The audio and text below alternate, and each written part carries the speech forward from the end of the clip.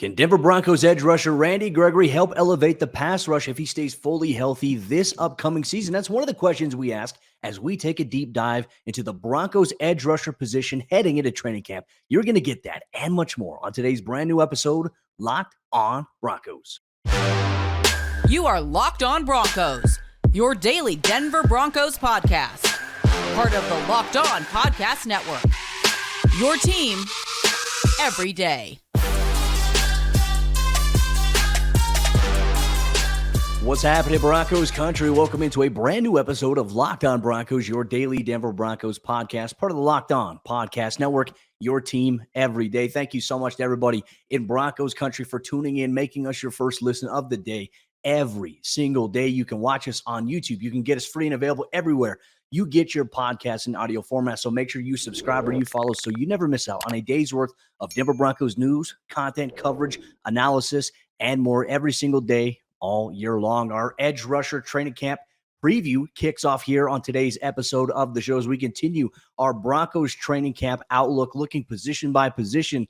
I'm your host, as always, Cody Roark, Broncos reporter from Mile High Sports, joined alongside, as always, by my co-host, Sayre Bedinger, site expert, predominantlyorange.com. Sayre, my friend, this is one position. You and I were talking off air before we started doing today's show about maybe this team and talk about the perception some people put out there that, hey, they're thin at depth. I don't think that's the case.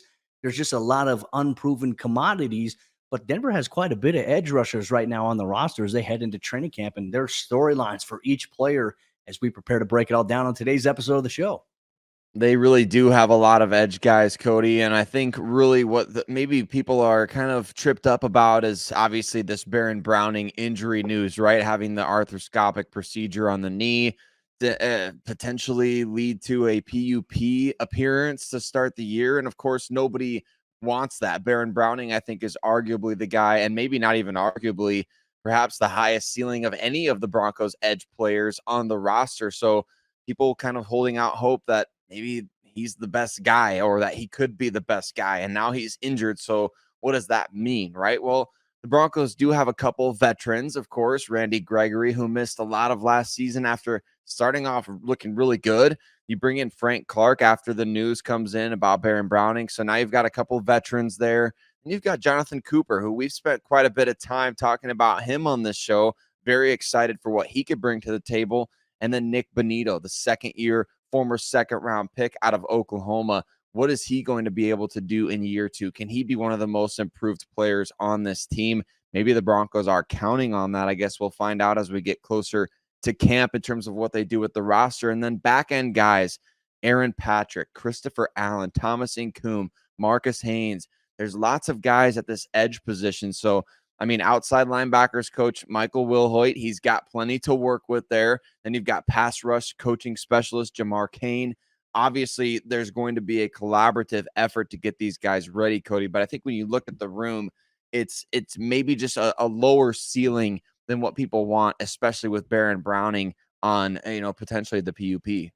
And I think that's really the biggest question, right? What do things look like with Baron? And I can tell you this, he posted something on social media a couple of weeks ago of him doing rehab, and he's doing things that look like he's looking good. He's progressing well. I've talked to some people close to Baron, and he's making tremendous progress.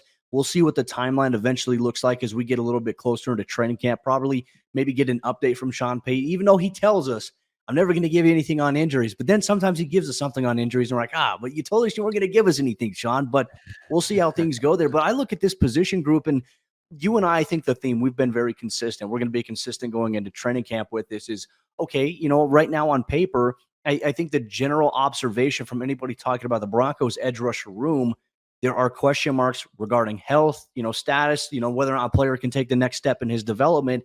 And I think it has a lot of people saying, okay, well, this has got to be the Broncos' biggest weakness on the defense.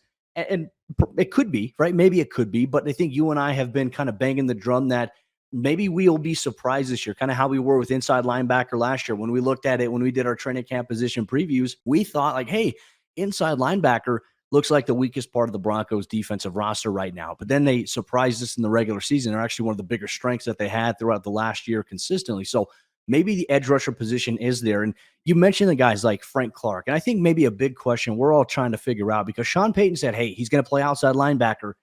Part of me is wondering though, Sayre, like, Is he going to start off as an outside linebacker, but is the plan to maybe play him at defensive end? I think, in my opinion, if it were up to me, Sayre, I would more so put Frank Clark at defensive end. And if Baron Browning's not ready, I would start Jonathon Cooper opposite of a guy like Randy Gregory. But then again, I'm not the coach. We'll see how things pan out. But I always thought that just from watching the Chiefs, and even you talk to Chiefs fans as well, when Frank Clark was playing outside linebacker, he wasn't getting as much production, right? So when they moved him back to defensive end, it allowed him and Chris Jones to obviously thrive and eat a little bit more on the defensive side of the ball. So a question that I have going into the season is how that dynamic works there. And then you talk about young guys on the roster. Look, Jonathon Cooper, so impressive during OTA, so impressive during minicamp. He could be primed to take a very, very big step forward, not only as a role player, but hey, he could eventually become a potential starter for this team on the defensive side of the ball. And then we get to, obviously, one guy from last year, Nik Bonitto, second-round pick, late second-round pick for the Broncos. This is where I think we all want to see him in training camp. And I think more so specifically, we want to see him come out in the NFL preseason and dominate and get after the quarterback. And you need to see that, because what did we see last year in the preseason from edge rushers specifically? We saw Baron Browning go out there to a point where you and I were texting each other like, all right, hey, get Baron off the field. He's dominating whoever he's playing. Get him off the field because you're going to need this guy in the regular season. Can maybe Nik Bonitto get to that in the preseason? I think is a great question to ask here. You need to have your best 11 guys out there on the field at all times, right? And of course, that doesn't mean they're going to play 100% of the snaps. But look, if that means getting Frank Clark in the defensive end position opposite of Zach Allen and putting Nik Bonitto and Jonathon Cooper out there a little more, making sure they get snaps, I think that could really help. And we know Frank Clark does have the size, right? He's 270 plus pounds. As an outside linebacker, that's pretty hefty, right? You're asking a lot of those guys at times to drop into coverage. I know that's not ideal. We see complaints every single time, Von Miller dropped into coverage or Bradley Chubb would drop into coverage. You see complaints all the time when that stuff happens. So to see Frank Clark drop into coverage, we'd be getting the same type of comments on Twitter throughout the game. Why is Frank Clark why is he covering Travis Kelce? Hey, I'll tell you something. I was watching a couple highlights from some of the games last year that Denver's playing. As I was trying to piece together some things on a couple players I'm writing about. And there were times where I saw Jonathon Cooper, I think it was against the Baltimore Ravens. And there was a time against the Kansas City Chiefs where he was in coverage. Like when Justin Simmons made an interception, he was in the end zone right there covering a guy. So the outside linebacker position, it has to have guys that can maybe do a little bit of both. I agree with you. Yeah, don't sleep. Don't sleep on those guys. I remember back in his rookie season, remember that huge game he had against Dallas as well. I was just watching him with a focus on him in the All-22 after that game.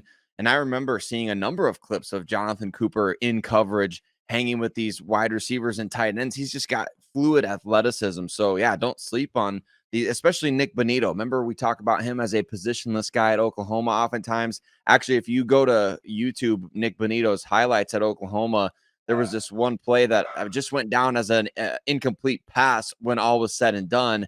But he made actually just a tremendous read on the ball and near interception. That was, it's incredible. So these guys, they can play in space. We know Baron Browning can do that very well as well. So I am not opposed in the slightest if Frank Clark has his hand in the dirt and these other guys are able to go out and do those other responsibilities, playing in coverage, doing those things. But it's going to be a wait and see approach from us, because we're all hoping to get a clearer picture of that as training camp and preseason roll along.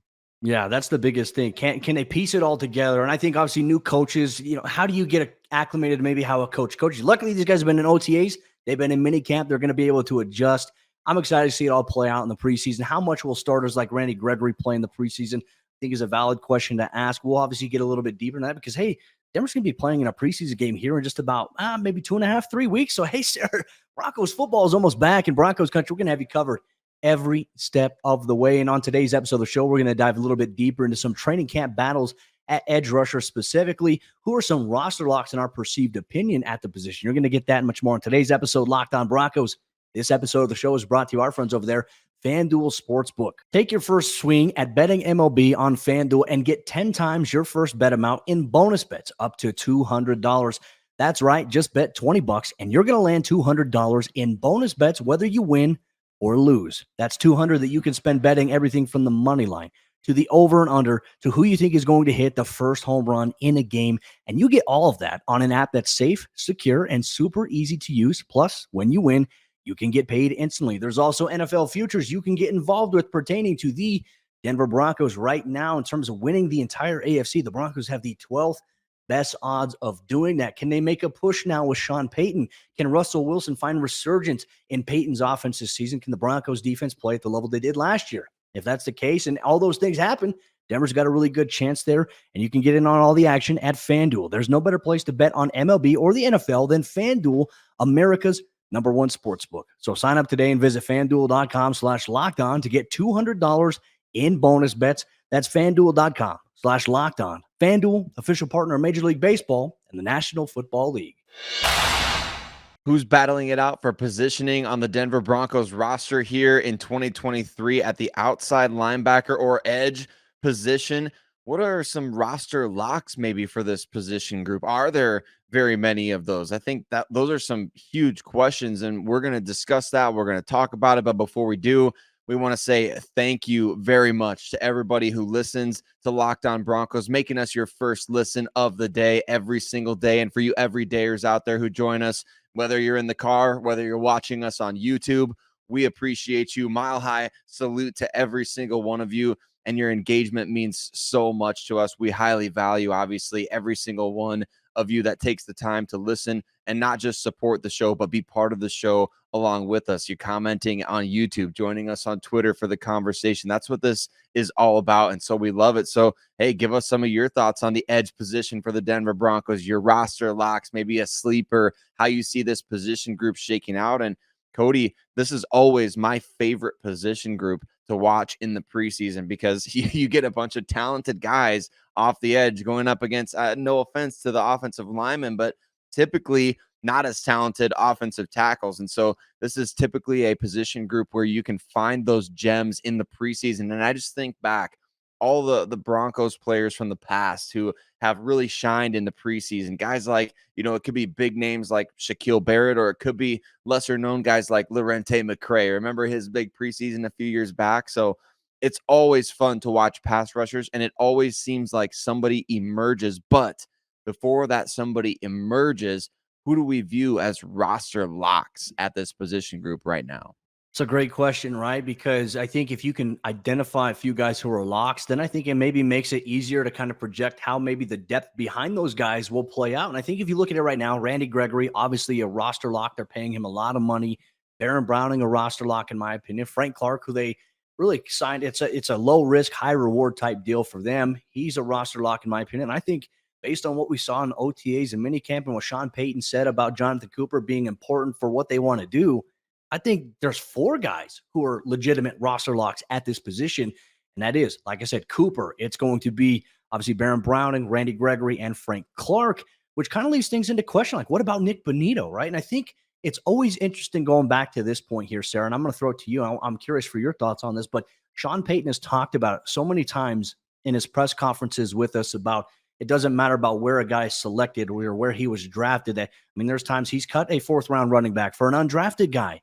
Could maybe, if Nik Bonitto doesn't progress forward, doesn't have an impressive preseason, do we feel like Nik Bonitto could be a player who is at risk of maybe not making the roster, or could be maybe included as someone that is included in a trade potentially, as George Payton has done that before in prior years? Yeah, that's definitely on my radar, Cody, and exactly for the reason that you stated, because Sean Payton kind of throws draft status out the window a little bit. And I think Nik Bonitto, obviously being a 2nd-round pick last year, a lot of people would want to say in an ideal world, yeah, he's a roster lock. He was a 2nd-round pick just a year ago. But man, if you don't come in and perform here at training camp, if you don't prove that you've gotten better from last year, from what they evaluated on tape, this is going to be a decision made all about winning and keeping the best 53. And man, if one of these young guys comes up, we're talking about a lot of talented players here. Christopher Allen was one of the Broncos' biggest undrafted free agent pickups last year in terms of the guarantee that he received. And then, of course, they stashed him away on IR. Thomas Incoom, another guy who got one of the biggest guarantees of any undrafted player. Aaron Patrick coming back from the ACL. We know that he can play special teams. So there's a lot that Nik Bonitto is going to have to overcome. I mean, even as a second round pick, he's not guaranteed, in my opinion, to make the roster. And that could lead to somebody wanting to maybe trade for him or include him in a package deal. And we know the Broncos, they may be looking to add to that NFL draft war chest, as George Paton likes to do. Kind of had the compromise last year where he let Sean Payton go after his guys and had the 5 draft picks in total. And this coming year, we could see a plethora of draft picks coming to Denver. So I just think Nik Bonitto, he's on my radar as one of those guys that could be a surprise roster cut, or obviously, ideally, you would like to see him get traded for something. But man, it's going to be a big offseason for him to prove that he belongs in the lineup, in the rotation, and potentially even just on the roster in general. Well, and so if those 4 guys we talked about are roster locks, it really opens up significant competition. It goes to, once again, the question we've been asking for several of these positions is how many guys do you keep at the position? I think 5 or 6 are ideal. And if that's the case, it really minimizes the window for certain guys to make the roster actively, right? And there's some talent. Like you said, you don't want to lose talent, but there's a better understanding of some players that, okay, hey, this is a risk. We let this guy go. There's a chance another team claims him, but if not, we can bring him back on the practice squad. I look at that and I think there's an all-out competition. I mean, if those 4 guys are really in competition and locks there, I think everybody else, we're talking about Aaron Patrick, which, look, Sayre, I saw this guy in person without football pads.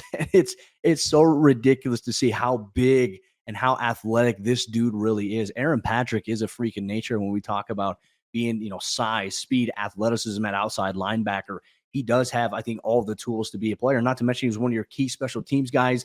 And it really put the Broncos in a position last year, obviously, when he suffered the unfortunate ACL injury that should have been avoided at the Chargers game on Monday Night Football, with him stepping on the pad that they had put out to protect some wires, which, is a risk. And I'm not sure how the lawsuit thing was going with that, but Aaron Patrick can play. He can definitely play. And part of me wonders, when the Broncos suffered the injuries that they did last year at the position, and obviously you lose guys like Draymond Jones at defensive end to injury, and Denver had no pass rush element in those final 3 games of the regular season, was really asking myself here, like, maybe Aaron Patrick could have made a difference and could have given us, I think, a little bit of a broader vision of maybe what he can become in terms of player development. But then I'll throw out other names out there as well, like Christopher Allen. We're going to get our real first look at Allen in training camp this year and potentially preseason this year. And then he's going to be competing alongside against other undrafted guys, as you mentioned, the Marcus Haynes and the Thomas Incombs, both players who, in my opinion, Sayre, I thought looked really well during OTAs. They're mandatory minicamp, but here's the thing. There were no pads there. How do they look now once we get to training camp on July 31st, the first fully padded practice here for the Broncos? And how do they play in the preseason? To me, this is one of the more intriguing positions to watch going into training camp, going into preseason, as we talk about building a roster, which eventually down the road, you and I are going to do a show here projecting the 53-man roster and what it looks like. And Broncos Country, we're always going to include you in that conversation as well. You can send us your picks once we get there a little bit closer in time after we see some preseason action. But overall, Denver's edge rusher position, it's not like they lack bodies. They have tons of bodies at the position, but who separates himself, who steps in, who emerges as a guy who can contribute, whether it be on special teams, whether it be in the defensive rotation. These things have to be answered here in training camp and the NFL preseason. So Broncos Country, if there's any specific position battle at edge rusher that you're looking at regarding specific players, let us know in the YouTube comments if you're watching, or let us know on social media at Cody Roark NFL, at Sayre Bedinger, at Locked On Broncos, if you're listening wherever you get your podcast in audio format. But our conversation continues as we go through and we project what the Broncos edge rusher room will look like this upcoming season. How many players will they keep there? We'll share our thoughts. We want to hear from you as well. You're going to get that on today's episode, Locked On Broncos. Real quick, make sure you go check out the Locked On NFL podcast, free and available everywhere you get your podcasts. Are also available on YouTube. The franchise tag deadline has passed. Tony Pollard did not sign a deal with the Cowboys. Will he play on the franchise tag? What are the statuses of players like Josh Jacobs and the Las Vegas Raiders and Saquon Barkley and the New York Giants? Make sure you check out the Locked On NFL podcast for all your previews and up-to-date information as teams prepare for training camp coming up here very shortly in the next week. You're going to get that on the Locked On NFL podcast. As it pertains to the Broncos edge rusher room at outside linebacker, what are some traits that players need to have in order to make the roster? We're going to share our position projections here on today's episode of the show. Real quick, I just want to say thank you so much to everybody in Broncos Country. Thanks for making us your first listen of the day every single day. Thanks for watching us on YouTube or listening to us wherever you get your podcasts. You can always get this show for free every single day. So if you've not yet subscribed or followed, make sure you hit that button so you never miss out on a day's worth of Broncos news, content, coverage, and more. We have you covered every single day, all year long. Sayre, let's open it up, my friend. Let's get into our roster projections at edge rusher specifically. We've talked about the players. We've talked about the storylines associated with various guys, potential position battles to keep an eye on.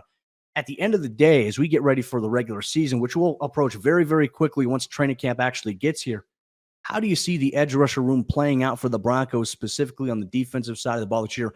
How many players are they going to keep, and who are those names there? I think you got to look at 5 or 6 guys at this particular position group. And really what it comes down to, whether you keep 5 or 6, it could end up being a factor of, is Baron Browning on the PUP to start the season or not? Because if he's not on the PUP to start the regular season, he'll obviously count against the 53-man roster. If he's on the PUP to start the season, he will not count against the 53-man roster. So I think right now, obviously, Randy Gregory, Frank Clark, Jonathon Cooper, those are my top 3 locks. And then if he's healthy, Baron Browning, right? Those are got to be your top 4 guys at the position group. The question marks come behind. And is there an opening, or what do the Broncos really think of Nik Bonitto? I think we're fixing to find out, as Gary Kubiak might say on that one. But ideally, I'm talking about an ideal world here. You'd love to be able to see Nik Bonitto develop in year 2, right? And keep him on the roster. So that would be 5 right there. And then I would love to see Aaron Patrick make it again, Cody, and come back from that knee injury that he suffered, like you mentioned, against the Chargers last year. Just a really unfortunate situation, but a guy that was ascending, a guy who, like we've talked about, sleepers emerge in the preseason. He had a really good preseason for the Broncos last year, was really flashing that athleticism, that size, that physicality. He can go out there and make an impact on special teams. So I think in an ideal world, depending on what they do at other position groups, I would love to see them keep 6 guys here, because you can never have too many pass rushers. And we saw, as you alluded to previously, what a lack of health at this position can do to you down the stretch of a regular season. Just last year was so brutal seeing guys go down. And obviously, after the Bradley Chubb trade, everything was like, oh no, because Denver brought in, obviously, they made a trade, didn't work out with Jacob Martin there, and just Denver couldn't consistently get to the quarterback. I know Martin had like an offside and he sacked Ryan Daniel, but they called it back because of the penalty. You're like, that would have been a great, okay, hey, Denver's in a good position here. Obviously, he dealt with an injury. It's just a position that requires so much. And look, not only do these guys have to rush the quarterback, they also have to be very consistent. They have to be solid against the outside runs. They have to keep contained. Like, people fail to realize how complex it is. It is tough because, look, as an edge rusher, you're more than likely, you're lined up outside. You're either in a wide 9, sometimes you're in a 7 tech. And what you're doing is you have to attack an offensive tackle with your inside hand, and you have to hit their outside shoulder and keep your other outside hand free. That way, if it is a run, you can step and stretch, but you always have to squeeze down the end man on the line of scrimmage there to plug against the run. So playing edge rusher, it's not just about, okay, hey, go get the quarterback. It's about, can you cover in the flats? Can you contain against the run? Like, and can you get after the quarterback? These are all 3 fundamental things that you need. And you need guys, I think, that could be pressure creators. What have we heard from Sean Payton talking about? Like, they've identified in free agency, they've identified in the NFL draft, guys who can create pressure, not based on just scheme, but based on their ability. And so how does Drew Sanders in certain situations, considering his past, how does he maybe fit into this equation as well? It might give you some leeway to maybe go into the regular season with less guys on your active roster at edge rusher, because you have a guy at linebacker who can play a little bit of both, that hybrid style there. To me, I think that might be a little bit of a wild card to see if that plays out during the NFL preseason. But I'm in agreement with you in terms of who I have on my roster projections here. Randy Gregory, I think Frank Clark, I think Baron Browning, Jonathon Cooper. And I'm glad that you brought up the PUP thing before the season here with Browning, because if that's the case, then it does allow Denver to maybe carry another guy. And then once Baron comes back, they're obviously going to have to make a corresponding roster move to be able to free up space for him to return. I've got Cooper, and I've got Aaron Patrick and Bonitto on that back end there. Bonitto is really the big question mark here, and I hope that he can take the next step forward. I think a lot of Broncos fans are also feeling the same way too about the late 2nd round pick. And I think even going back to his sample size last year as a rookie, like, he didn't play much in terms of the defensive side of the ball, but there were times where his sample size, his pressures, quarterback hits, even had his first sack. I think it was against the Jacksonville Jaguars, where like, okay, hey, you can start to see some of these things here with a guy like Nik Bonitto, but can you do it consistently? That is the biggest question of all things here. But that's how my roster projection goes. I like it, Cody, and I like that there's, plenty of obviously homegrown talent among there. Obviously the injury concerns over Baron Browning, but maybe Baron Browning and Jonathon Cooper and Nik Bonitto can be the future of this position group for the Denver Broncos. I was just looking up over the last 3 seasons. It's really been a disappointing position, but and in kind of an underrated way, right? I mean, the Broncos have had Von Miller and they've had Bradley Chubb. Those are 2 top 5 picks. Why have certain guys played over 100 and sometimes even way more than that snaps? And here's a quick list of guys who have played a significant chunk of snaps for the Broncos off the edge since 2020. Talking about guys like Malik Reed, talking about Jeremiah Atauchu. I'm talking about Anthony Chickillo, talking about Malik Reed and Stephen Weatherly. And even last year we saw, like you said, Jacob Martin. Like these are players who, no disrespect to any of those guys, they should not be playing a significant chunk of snaps for a defense that's been one of the better defenses in the NFL the last handful of years. So it just goes to show, why has edge been a problem position for the Denver Broncos? Well, first of all, Von Miller and Bradley Chubb sustaining injuries that really the team couldn't recover from. And then also behind that, it's not having guys on the ready to really take up that mantle and play at a high level. And that's, again, all due respect to Malik Reed, who did very well considering the circumstances when he came aboard in 2019 as an undrafted guy. But the fact that he played such a significant amount of snaps for the seasons that he did in Denver is really indicative of the problem. So again, all due respect to those guys, but guys like Anthony Chickillo should not have been playing a substantial number of snaps off the edge for an NFL roster in recent years. So it just goes to show you can't have too many pass rushers. I hope the Broncos continue collecting at the position, take some more dart throws of free agents at training camp, go after guys and see what they can bring. Let the best man win. It kind of reminds me, the Joker comes into the room and he's like, hey, we're having tryouts for our team or whatever. And he breaks the pool stick in half and he throws it at the guys. That's what the Broncos edge room should be like. It's like, hey, we're having tryouts right now and the best man is going to make the team. And we need 5 or 6 guys that can put heat on these quarterbacks in the AFC West.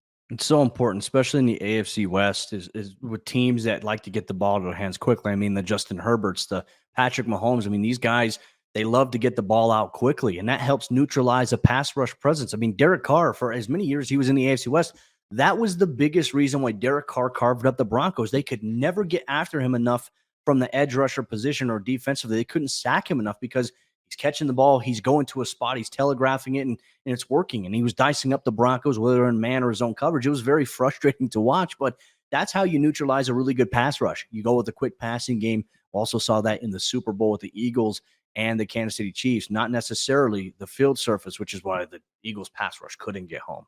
Anyways, that's another conversation for another day. But Broncos Country, thank you so much for tuning in to today's episode, Locked On Broncos. That'll wrap things up here today. But for all you everydayers out there, here's what you can expect on tomorrow's episode of the show. It's the running back position. We dive into our running back training camp preview. Are the Broncos set? Do they need to bring in any more guys? Or who are some guys who can emerge? Could the Broncos have an undrafted rookie free agent that explodes in the preseason? We think so. We'll talk about it on tomorrow's brand new episode, Locked On Broncos.